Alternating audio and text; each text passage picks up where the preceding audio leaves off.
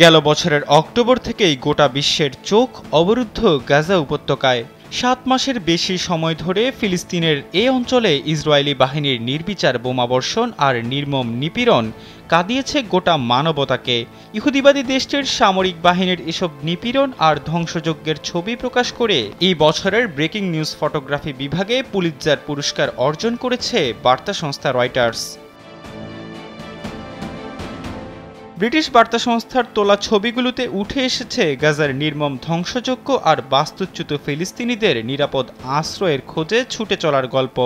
এবারে পুলিৎজারের জন্য যেসব ছবি নির্বাচিত হয়েছে তার মধ্যে গেল বছরের অক্টোবরে রয়টার্সের ফটোগ্রাফার মোহাম্মদ সালেমের তোলা একটি ছবি রয়েছে।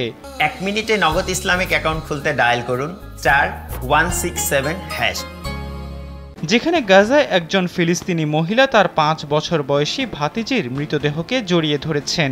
এই ছবিটি আগে চলতি বছরের জন্য বিশ্ব প্রেস ফটো অব দ্য ইয়ারের পুরস্কার জিতেছিল। এছাড়াও টুইটার ও স্পেস এক্সের সিইও ইলন মাস্কের উৎপাদন সাম্রাজ্যের একাধিক তদন্তের জন্য জাতীয় রিপোর্টিং বিভাগে পুলিৎজার জিতেছে রয়টার্স।